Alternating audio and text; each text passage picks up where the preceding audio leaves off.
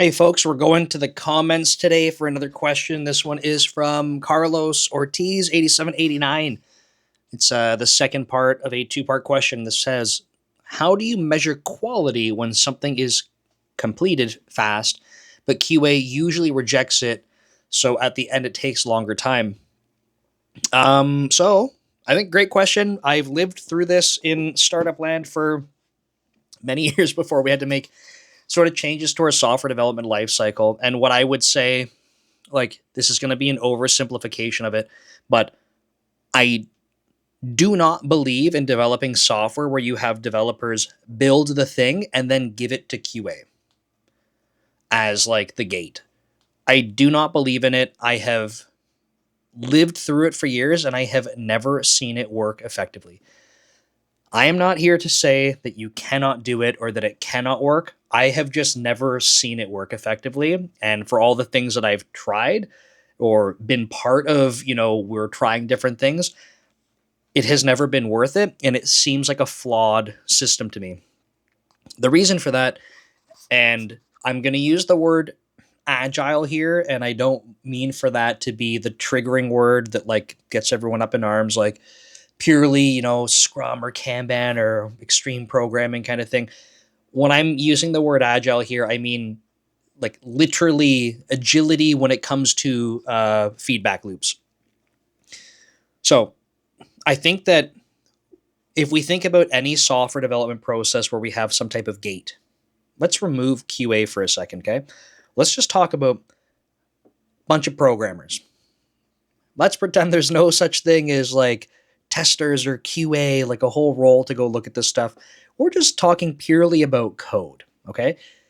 If you were to go build a really big feature and now you need to get that reviewed and you put that up to a group of reviewers and the pull request or the code review is very big, you're not going to expect that that's going to go well. There's a lot of examples of this kind of stuff where people are like, dude, like there's like 1,000 files or hundreds of files touched here. Like you expect that I'm going to go review, like read all this and just understand it and give you meaningful feedback? No. But that's an example of like basically bringing in people too late to the conversation or doing too much before there's feedback, right? It's not that like touching a lot of files is inherently bad or wrong. It makes it very difficult for people to give you feedback because number one, I mean, there's a lot of things to actually go look at. But number two, like, depending on what the change is, it's very likely that you've done a lot of stuff that got you there. That's why a lot of files are touched. And now you're looking for feedback. And like, what if the feedback is like, hey, all of this is wrong? Like you just went down the wrong direction, but now you've invested all this time to get there. It's simply too late. So how do we make that better? Okay, well, you can break things down into smaller deliverables. You could do a draft review sooner. Maybe you're touching something and you truly do to make the change. You have to go rename something or go across an API surface and change a whole bunch of stuff. And you do need to touch hundreds of files. But you could bring some people in early and say, hey, look, this is the approach I think I need to take. I'm going to go give you a draft of this so you can see what it's going to look like. Then when I go to put the real thing together, yeah, it's going to be a lot to step through, but like, that there's like 2 or 3 patterns that I had to use throughout the whole thing. And you agreed that they were good. And we all looked at them and we said, those 2 or 3 patterns, they make sense. Let's do that. You bring people in early. Okay. That's like how you can try to mitigate a lot of this like terrible experience of like, I did all this work, gave it to someone and they go, oh shit. So I'm trying to give you a different example that's not even QA, so we don't have like a tester or QA kind of bias in the conversation, because I think it's the exact same type of thing. You go build something as a developer, you create the functionality, you go, oh, I think I'm done. I've done all of this work. I think I'm done. Someone try it. And they go, what the hell are you talking about? Like I touched it for 2 seconds and it doesn't work how I expect. But like, did you even include them in the conversation anywhere along the line? And you might say I did right in the beginning. I picked up the item from the backlog or off the task board and I sat down and I talked with them. We agreed, and then I spent 2 weeks to build it and then gave it to them. Like, it's just another example of where we have this opportunity for tighter feedback loops. So I am not a fan of any software development process where you have a extended period of time where there is no feedback loop with someone who is gatekeeping quality or some other part of the process. I think that there is a lot of benefit into doing it early and often. So, um, I have I can talk about this from a couple of different team dynamics where I've set this kind of thing up.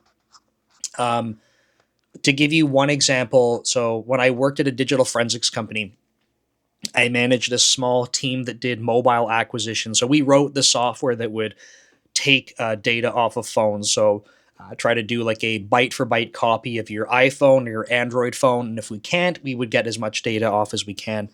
And this is not like, it's not trying to like recover certain things or organize it. It's like, it's literally just like we need to get the data off of the device so that other software can do more work on it. Every team that we had at that company had developers and testers, and I had the only team that did not, aside from like I guess DevOps teams that were spinning up also did not. But we were a product team. Now, in the beginning, I did have a tester, and we had a very interesting working relationship in terms of how the software development lifecycle looked. And we just did things differently because it was significantly more effective for us. Every other team was kind of caught in this pattern of like, let the devs go dev it. And then when it's done, they're going to go give it to the testers, and the testers are going to go, this shit sucks, give it back. And there's different flavors of this, right? So, yes, over time, the teams got much, much better at bringing in people early and often and trying to have better conversations. But it always seemed to me inherently flawed that, like, it wasn't a collaborative effort the whole way through if you're going to have a gatekeeper, because it's just going to be surprises at the end. So on this smaller team that I had, we had a single tester, and often they acted more like a consultant for us. We said, we need our software tested, but we cannot have you manually clicking things to be like regression testing stuff. So we're going to go build this feature. Okay, step one is we're going to sit down and we're going to talk about this because we have two, I would say like two major aspects, and I'm oversimplifying it, but when I'm looking for QA or like testers, I'm mixing those two things together, and I realize they're not the same, but that's because how I worked with people that did testing, they had like a dual kind of role. They were the user proxy, so they acted as the user trying to use the software, but they also were trying to help make sure that it wasn't busted. So, like, is it usable? Can I get the functionality that I need to carry out the work that I'm trying to do? Is it intuitive? Like, as a user, am I happy using this? And then the other part of that was like, let's look for edge cases. Let's make sure that there isn't behavior that's regressing.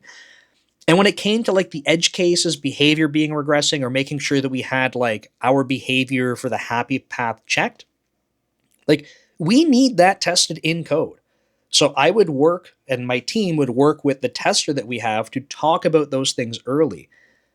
But it also meant that we needed to understand from like a user perspective, so the user proxy, like, how do you plan to use this? We're talking about that we need to support this new phone. And the way that this phone works, you're going to have to go through this workflow.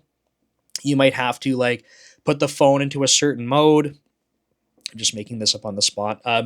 And so like we need to show a workflow in the user interface. Like, I'm not just going to go off and go make that workflow, not consult with the person who's going to be, sort of gatekeeping this. Gatekeeping from like does a user like to use this, and does this shit work? I'm not going to just like give it to them at the end. I'm bringing them in at the beginning and saying, look, like, physically, we need someone to go press these buttons on the phone. It's the only way that this mechanism is going to work. Let's talk about that, right? So if you needed to do that as a user and you're using our software, how can we make this obvious to you? Like, let's you and I talk through that, right? So we would do this kind of thing, and then we would talk about like, here's how I'm thinking of building it. Cool. And then we'd start writing some code, and as soon as we had something that was like kind of functional, come on over, like look at my desk, or if you're remote, it would be like, we could get on a call and go through it. Like, let me walk you through what I have so far, just so you can see it kind of coming together and coming alive. Because then you might start having questions already of like, well, wait a second, like, what about this? Or like, do we have to be worried about this other thing over here? How are you going to test that? And then we can have that conversation of like, okay, good. Yeah, good point. This part of the code over here, that's actually kind of brittle. We don't have good tests. Like, that's a good reminder for me that when I'm putting this together, probably need to go beef that up a little bit, make sure we have better test coverage.